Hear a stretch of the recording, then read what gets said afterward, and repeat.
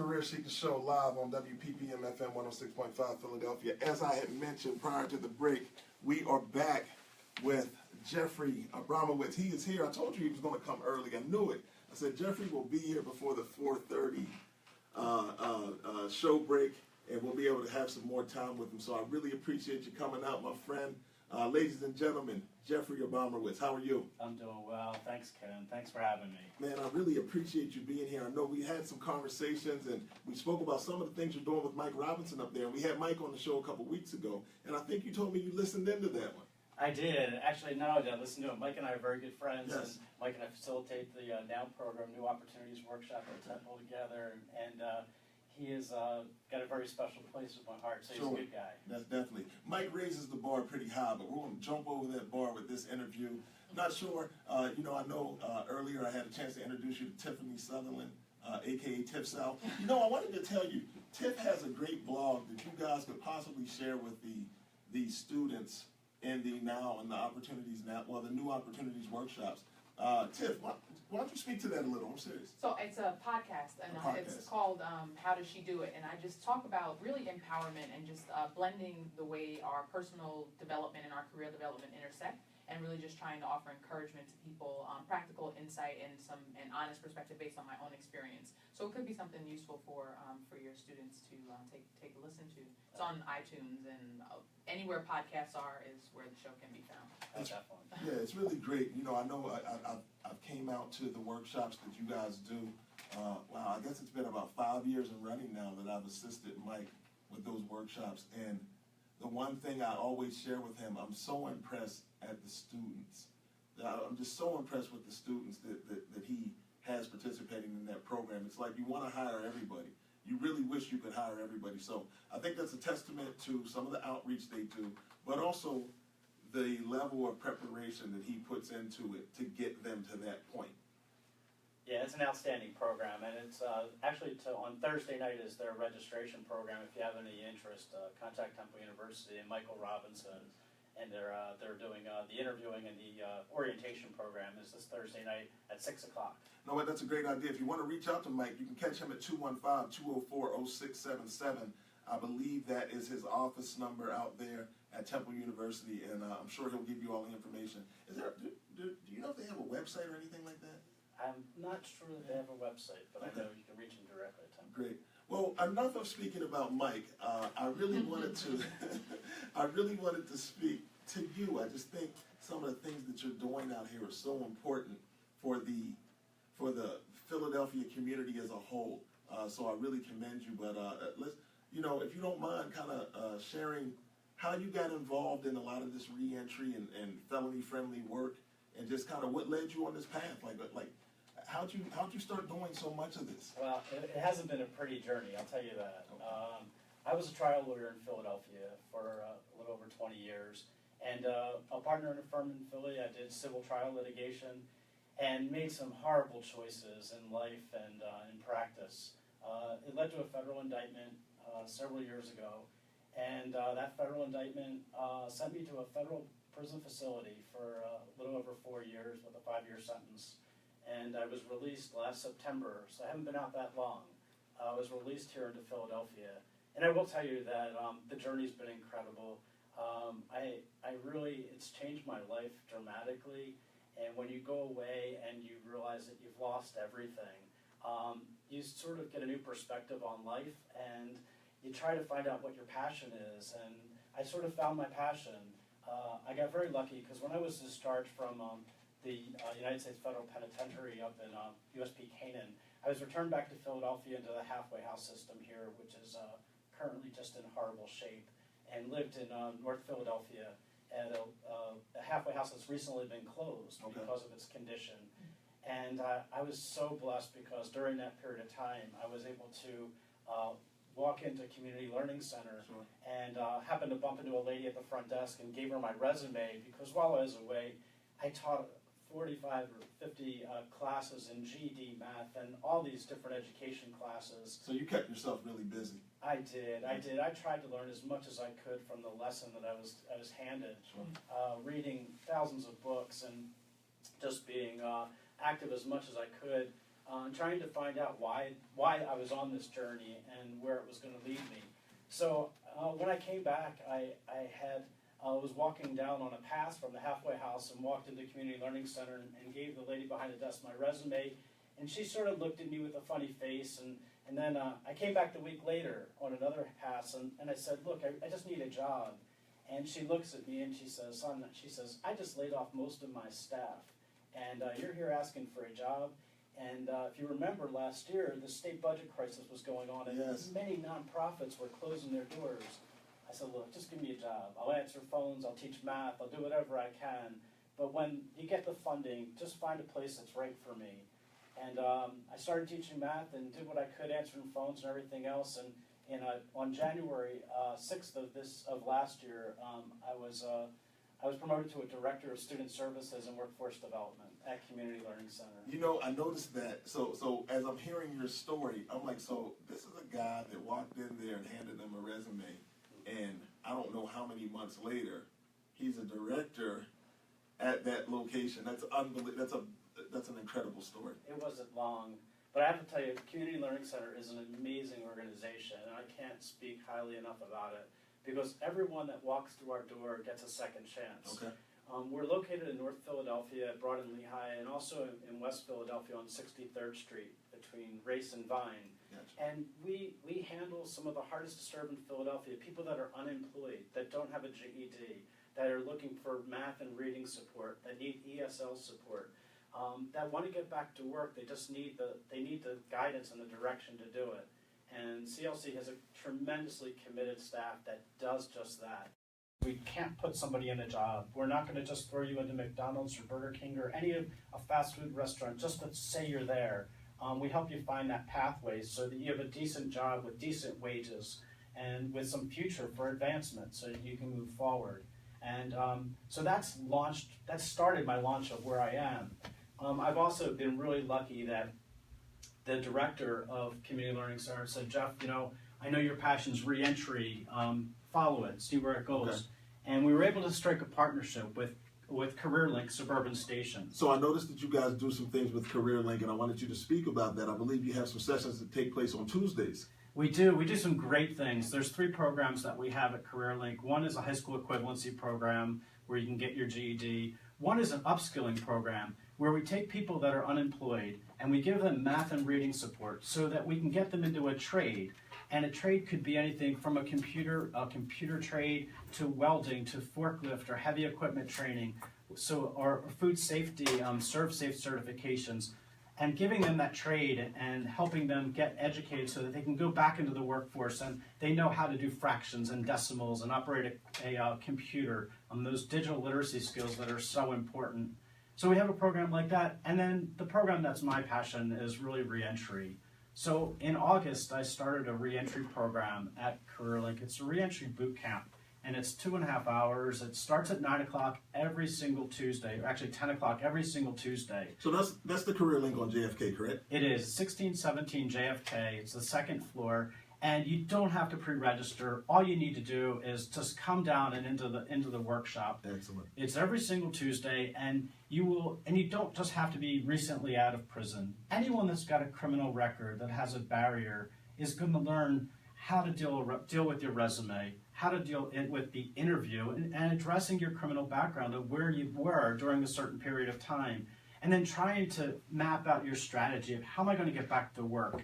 And there's so many tools that are available. People just have to know they're out there, from tax credits to ban the box laws and all these other things that are there that can help people. No, you walked me into a question that I wanted to ask. Can you explain the whole ban the box process? Sure. Ban the box is a law. It's been around for a little while. Within the last year or so, it's really taken hold in Philadelphia. And the law is pretty clear. The ban the box law says that if you're a Philadelphia employer, and that's really important because it doesn't apply to employers outside of Philadelphia, but if you're a Philadelphia employer with 1 employee or more, so it's pretty much everyone, that you cannot ask the question, have you been convicted of a felon or a crime before? You can't ask that in the application process. Okay. In fact, you can't ask it until there's been a conditional offer of employment.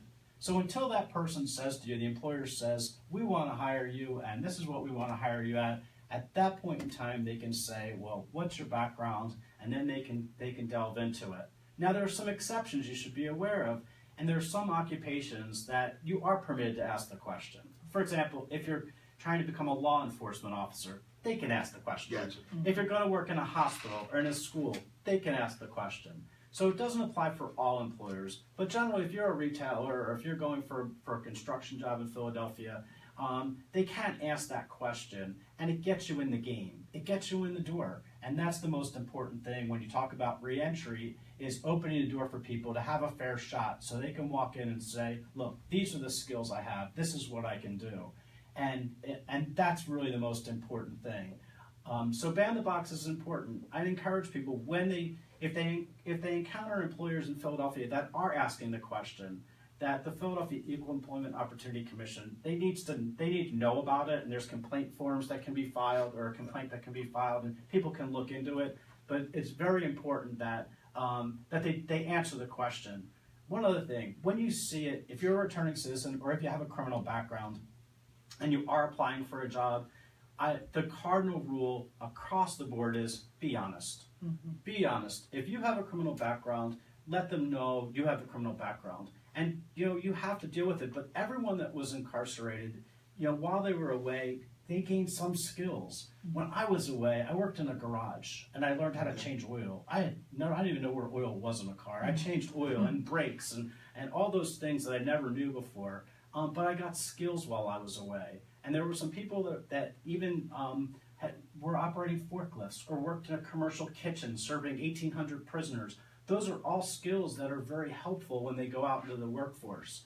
And they can't just ignore them. They need to be able to put them on their resume. They need to talk about them. And those are the things employers look for when they go to hire you. And that was actually going to be my question, because I think it's important. I mean, first of all, thank you for sharing your story. And you have so many different, I'm like taking notes over here, and there's so many different amazing things to grab onto. But I want to talk a little bit about, in relation to ban the box, in relation to someone's resume, and before in the application process, before you get to even have a conversation with an employer, how does someone, as they're preparing their application, or as they're preparing their resume, how do they address this gap, this perceived gap on their resume, so that they don't even so that they don't get passed over by a potential employer? Yeah, there's two ways. But I mean, the cardinal rule is when you apply for a job, you really should sit down and look at the job description and use the keywords that the job description has contained in it, and include that in your resume. But when it comes to people that have been away and returning citizens, it's important to look at all the skills and things you've done while you're away. That period of time, things occurred, and you may have taught or had a class inside. You may have taught a class inside. You may have gone to workshops inside. You may have gotten your ServSafe certification inside. You have to look at your skills. And a resume is all about your accomplishments. So it's all about what you've done, and you have to think hard. What are the skills that I've learned the past few years? And it may be I read 30 books, or I kept journals, or whatever I did. But you can't just ignore it. So you have to look and address that period of time and say, look, I'm not proud of what I did, but this is where I'm at. And I also encourage people that when we talk to Ken, you mentioned your elevator speech, and it's so important for every returning citizen, as well as anyone applying for a job, to have that elevator speech down pat. And that is not relitigating their past. That's looking at where they are now, the lessons that they've learned, and putting everything in a positive light. So people can say, look, these are the lessons I learned while I was away. I'm a better person for that. And this is where I hope to be in the future. And this is what I bring to the table. We speak about the importance of knowing your story and being able to share that story in an interview setting. I just believe when people can package things together that allow them to kind of explain how they got to where they are at this current moment, it just helps the person on the other side understand it a little better. And even remember it and be able to share it going forward through the interview process. If you have to interview with multiple people, sometimes it's great to have an advocate at the beginning that kind of will walk you through and say, okay, listen, here's how I understood this. And you're so right. But returning citizens in Philadelphia have to understand. Anyone with a criminal background has to understand what the process is and the things that they need to know, and that there's help out there. One of the biggest problems we have now, we have in Philadelphia alone, 35,000 people return to Philadelphia every year from the prison system. I'm sorry, you said 35,000? 35,000 people Wow. return to Philadelphia every year. Now that doesn't even include the people that are currently have criminal backgrounds in Philadelphia, which are in the hundreds of thousands, if not millions. Sure. What I think that people need to know is that there are resources out there. There are programs out there that can help people, and there are ways of finding out information by going to workshops like at CareerLink. And we're doing a similar workshop. Actually, tonight when I leave here, I was asked to do a workshop, re-entry workshop down at Temple University. And that will be at 5:30 to 7:30. So these programs and that information has to get out to the public so they know there's a place to go.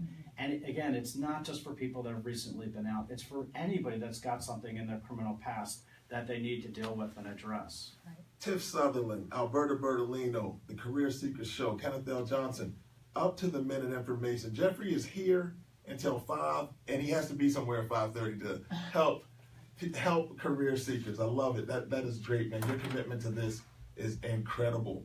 You spoke about a lot of services being offered, and I know I've heard about expungement services and expungement programs and workshops. Can you tell me a little bit about how that works and what that involves for people? What's the benefit to that to ex-offenders? There's a lot of benefit to the expungement programs that are out there. The benefit, and these are my personal philosophies on them, so I don't impugn anyone's program. But the expungement programs that are out there are wonderful because they give people the opportunity to actually wipe out their past, so to speak, so that it can't be seen by an employer, and it's not out there for fair game, and it really sort of tucks their past away for them to keep for themselves and in their little private cubby. And that's an important thing when you talk about getting back into the workforce. When it comes to reentry, I want you to remember this, and for everyone that's listening that's thinking about an expungement or even a pardon, and it is that those things take time. Sure. And in Philadelphia, a lot of people don't have time. They don't have time. They need to feed their family. They need to pay the rent. They need to put clothes on their kids. They need to do all the things to support their families. So while you're going through that process, don't stop going to the workshops. Don't work for that expungement to wait for that expungement to come through. Don't wait for that pardon, but be aggressive about it. And if you have that process started, that's great. If it comes through, wow, then you just hit the lottery. Sure. But don't wait to do that. And there are a lot of great programs coming up. There's one recently that I'm working on with Senator Sharif Street and Lieutenant Governor Mike Stack, which is coming up at Dobbins High School on Monday. Okay. From 5:30 to 9:30 at Dobbins. They're doing a Pathways to Pardons program where it's a wonderful program. The Pennsylvania Board of Pardons is going to be there with a staff of attorneys that are going to help people apply for pardons and get the process going. So if you have your criminal docket with you, bring whatever papers you have, and you'll get a one-on-one with somebody that's going to give you some guidance. Yes, you qualify. This is what you have to do. Let's get it started. And then there's going to be workshops throughout the night. I know that we're doing a workshop on reentry and dealing with your resume and how to address the resume, how to address the job interview when you have a criminal background. And there'll be a lot of those kinds of programs going out throughout the night. So now this is Monday the 13th, I believe. We have figured out that Monday is the 13th. We did. Yes. I just want just a clarification, just for our listeners. What is the difference between expungement and a pardon? An expungement is the wiping of the record. A pardon is something that's granted by the governor's office in this case, which does similar kind of thing. Okay. Sure. Well, Jeffrey Abramowitz, excellent information. I really appreciate you taking the opportunity to share your expertise with the Career Seeker listeners. So you have some other things that we were speaking about earlier that you've touched in on.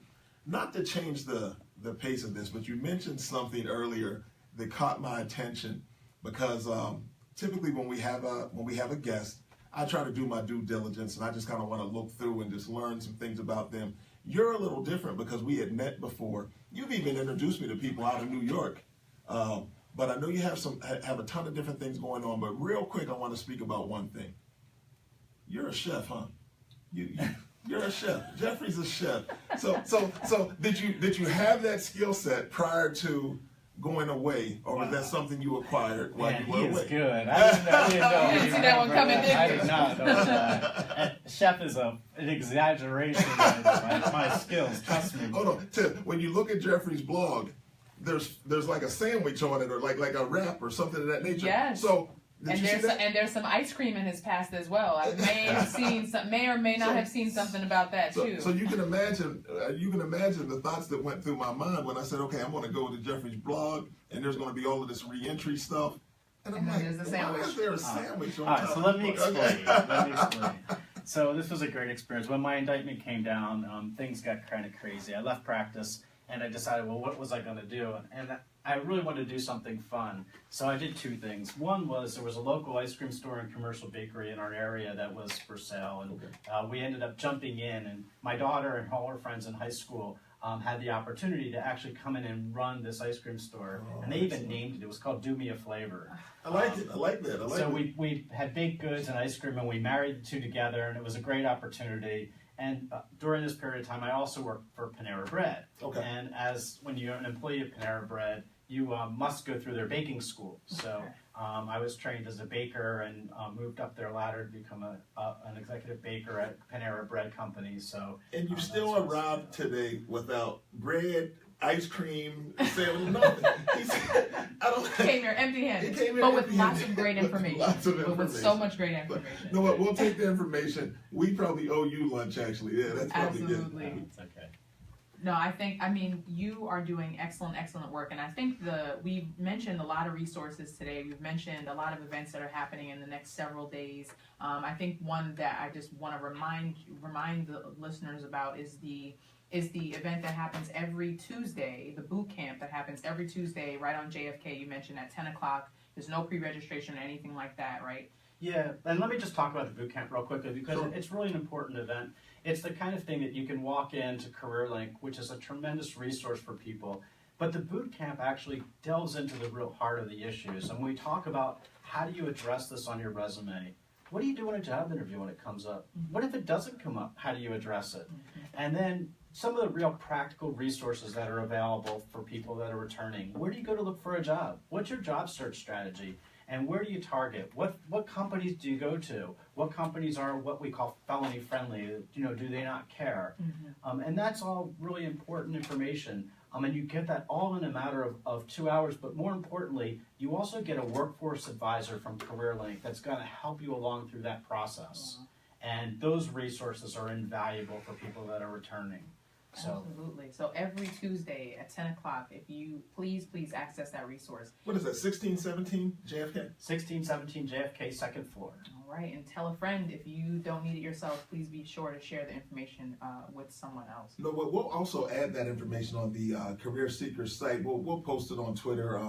If you want to check us out, www.careerseekers.work. We plan on sharing this information. We are broadcasting live on Facebook Live, East Coast Executives Facebook fan page. So this information is going nowhere. It will be there. You can re-listen to Jeffrey's interview and just write down the information. Take the information. He's dropping gems on you, Philadelphia. So please be appreciative of that. Jeffrey, anything else you want to share with the listeners? I know you have to run. I'm going to try to get you out of here early, but is there anything else you want to share with our listeners? How do they reach Jeffrey? Absolutely. To reach me, I'm located at Community Learning Center, and I can be reached at our office, 215-426 Broad and Lehigh. We also have facilities in West Philadelphia on North 63rd Street. So that's the best place to reach me. All right. Well, hopefully your phone lines hopefully they are blowing up after today, and hopefully not too much that you can't sustain it. I think that you are doing excellent work, and I'm actually interested. I will be following up with you to see what can I do to help with some of the great work that you're doing and the organizations that you're a part of. But I really appreciate you. We really appreciate you coming on the show and sharing your story with us and sharing your experiences and resources with our listeners. It was my pleasure. It's the Career Seekers Show live on WPPM FM 106.5 Philadelphia. We'll be back after the break.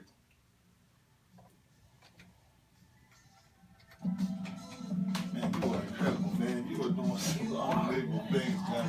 I'm so appreciative you coming. Listen, we may need to pencil you in quarterly. I'm serious, because I just think that it's information that people need. And And I seriously want to see It's the only work that you're talking It's only about. the tip of the iceberg. I Yeah, know, I'm sure. I can imagine. Sure. When you said 5:30, I'm like, shit, I want to get him out of here. Like you said, Yeah. I'm like, I'll get him out by 4:15. Yeah, No, so that's awesome. I appreciate it. I really do want to see how I can help in some capacity, because sounds like there's enough work to be done, Yeah, for sure. there's plenty. And this is for the temple. Great, I'll make some of this stuff and do it out as well. Yeah. Excellent. There's CSC too. That's great. Good stuff. I really appreciate you. I didn't You know, want to. it's funny, when I came to Mike. Mike was my first contact when I left prison. Wow. Wow. Yeah, Mike and Myra Brown at CareerLink. Okay. And they said to me, we can help you. Mhm. And I started Mike's class the second I got out. Yeah. And And look at you now, giving back the exact same thing that was doing. you know what? I tell everybody this. I get more satisfaction at placing somebody in a job and helping out somebody's returning than any verdict I've ever got. Yeah, it's amazing. Well, look, you spoke about passion. I always speak about purpose. I think you found it, my friend. Yeah, I think I have. I love it. So, but anything I can do for you guys, let me know. Appreciate it, Thank man. you so much. Hey, look, I'm gonna have some ice cream tonight. Okay, you in mind, trust me. All right. Yeah, thanks. I owe you one too, throwing that up there. I was like, you know what? I gotta talk to him about this sandwich up there, this chef thing that he has going on. Yeah. So, Tiff, you leaving in after the break? Sure. What are we gonna be talking about? I have no idea. We gotta take All right, so I tell you what I'm gonna speak about. Okay. Let's speak about.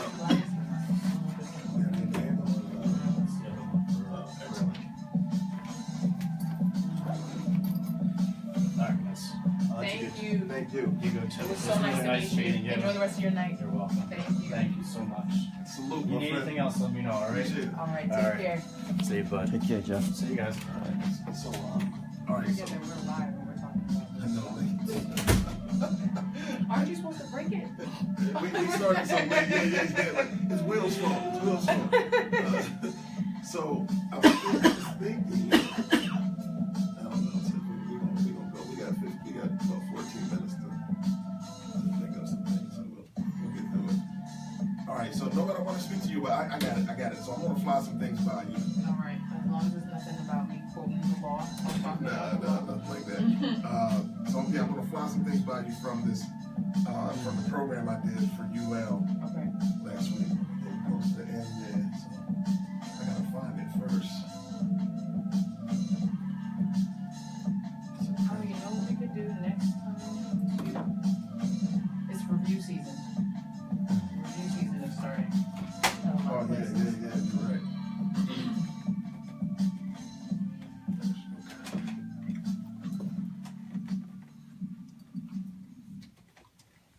It's the Career Seeker Show live on WPPM FM 106.5 Philadelphia, Tiff South, Alberta Bertolino, Will Martin is the Career Seeker team, Tiffany Southerland. Wow. Good afternoon. That was, Jeffrey was amazing. Simply amazing. Absolutely amazing. There's so many great resources. I think it's what is so interesting. I mean, when he said 35,000 people are returning citizens to Philadelphia every year, and that does not include people who are currently living in Philly with criminal records and trying to get their way back into the workplace and period. I mean, there's so much good work to be done, and there's so many good resources out there. And so I just want to encourage you to share the information that you heard today, the information that will be available on the careerseekers.work page, to just share it with someone who you know, because we all know, I mean, incarceration and having a run-in with the criminal justice system is not, every person probably knows at least one person. Sure. I know several. So share this information with people, because it, people just want to be productive. People want to take care of themselves. They want to help support their families. So see if you can just pass this information on so to help somebody be better. You know, I think the piece of Jeffrey's story that I find so endearing is that he's open with his past and how his past has led him on this path and this purpose. And wow, what a price to pay. But I believe that he is doing exactly what he's meant to do right now. Yeah. And you kind of have to, right? And I think that there's a lesson in that for everyone, because all of us, it's not a matter of, you telling your business to the world per se in a way that's not productive or helpful, but we all have something. We all have a story, and we all have something that can be shared and that can benefit someone else. And so when you think about the things that you've been through, and maybe you don't share it on a radio show, or you don't share it on a blog or anything like that, but when you have gone through something that has taught you a lesson, the value and part of the purpose of that experience is so that you can teach someone else that thing that you've gone through. Sure. And the value that you drew out of it, so that they can then draw something out of their own experience. So it's great that he was able to share that with us today. Yeah, sharing his story, sharing the resources. And one of the things I heard in a piece of what he was speaking about regarding people and how they present themselves to employers, I just conducted a webinar, and basically it was designed around the disruptive job search. Mm-hmm. And disruptive in the sense that you're going to need to do something different than what everyone else is doing. And I think some of the tools that are out here that people can use to disrupt their job search pattern, like you just can't sit online and apply to job after job after job and get in front of people and say, oh, woe is me. Here's my, like he spoke about knowing how to explain your story and then positioning it where you're back to now. Right. This is who I am now. Right. And I think that's the disruptive piece. I think the less skilled career seeker may stay in that place. Mm-hmm. No, what, I can't find a job because this is my situation. Mm-hmm. And I believe he actually gave a blueprint on how you can actually say, like his story is one of resiliency. He kept coming there, and they said, look, we laid everybody off. Right. What are we going to do for you?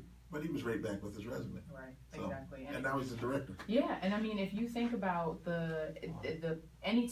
because life happens, right? Life is difficult for a lot of different situations, but no matter what you're going through, you have to be able to find the value in right now and connect the dots, because no one else, the world won't do it for you. That's right? Sure, right? An employer is not going to do it for you. And so if you come with the way you know that these things have been helpful to you, and you come with with what you know about the skills that you have and the things you have to offer, it's hard to turn away. I mean, you just talked about at the beginning of the show, one of your former students walking up to someone who was prepared with an elevator speech, not necessarily trying to get a job from this person, happened to mention something that she was doing based on skills that she gained, and now she's still working in that position now. Right. And so you have to, when you know what you're looking for, but you have to take advantage of the resources, because it's not something that's intuitive, right? And that's okay. You just have to take advantage of the resources that are available to learn how to speak about the things you want to be doing, and then to walk in action, and consistent action to get from where you are to where you want to be. Sure, yeah, you definitely build a momentum. Right. You have a process, you have a plan, and you just keep building a momentum that kind of leads you in the path of opportunity. Right. That's my belief on it. So we were speaking about, I guess we'll call it your dream job toolkit. So a lot of different things that career seekers can use to basically advance their job search. So of course you got like a LinkedIn profile. You have a great LinkedIn profile. You may have a keyword optimized resume. And I was speaking with Alberta last week about some things, and of course, she was strong on people should leverage LinkedIn, leverage the groups, do the things necessary to put themselves in a favorable light to hiring influencers and hiring decision makers.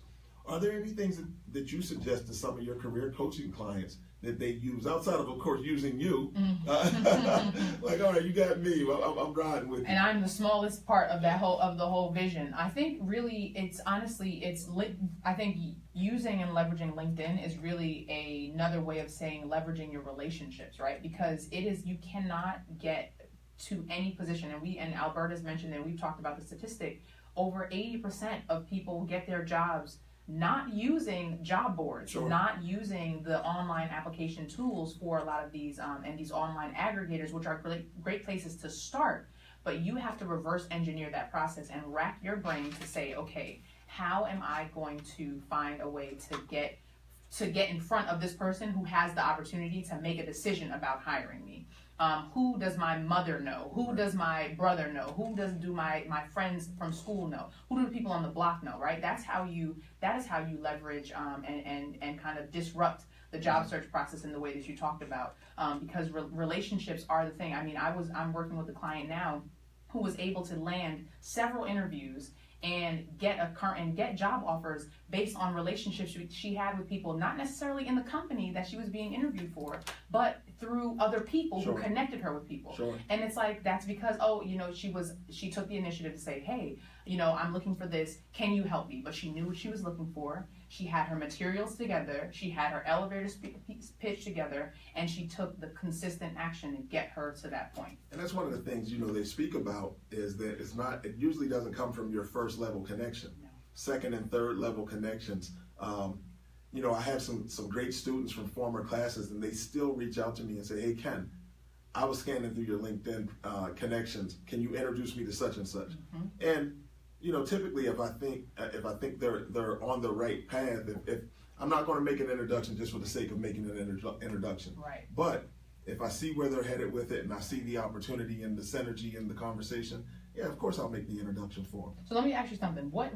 Under what circumstances would you not make an introduction for someone? So one of the key things for me to make an introduction, I'll ask a person why. Mm.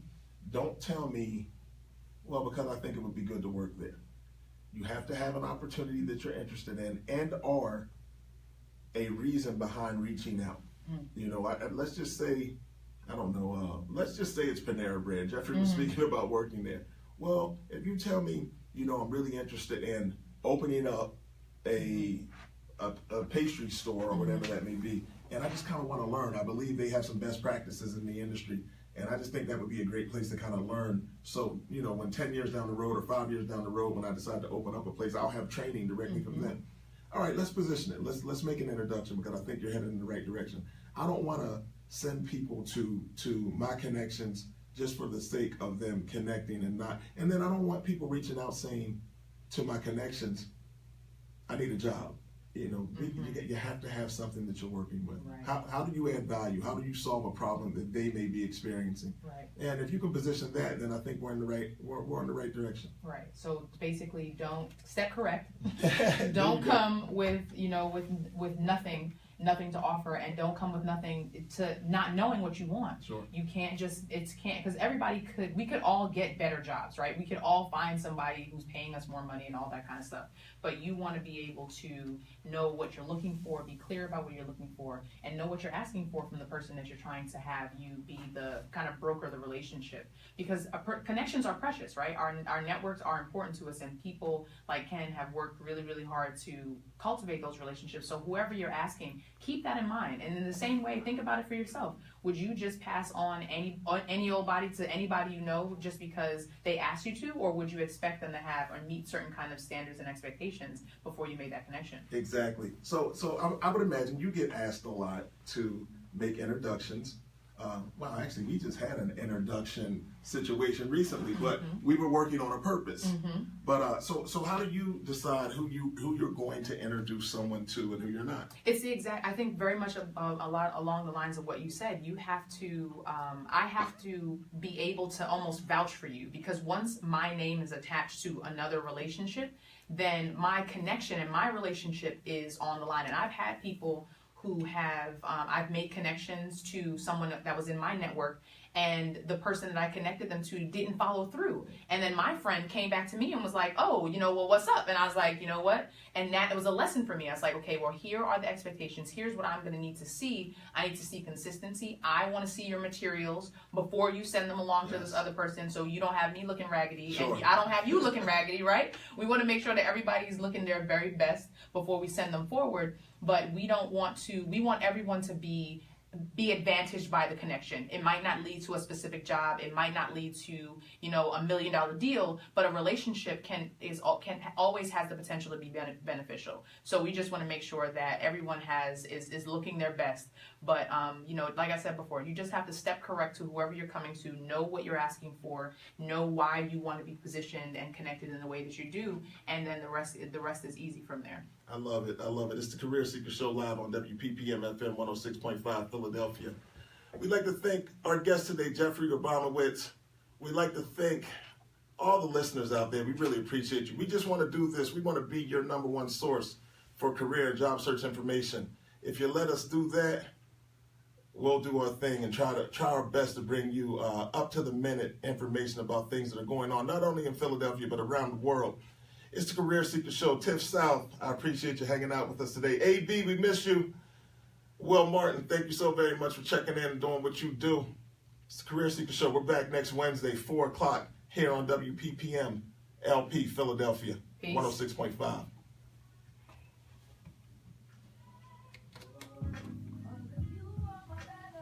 All right. Yeah, man. Well done. I'm doing it again. Well done. Yeah.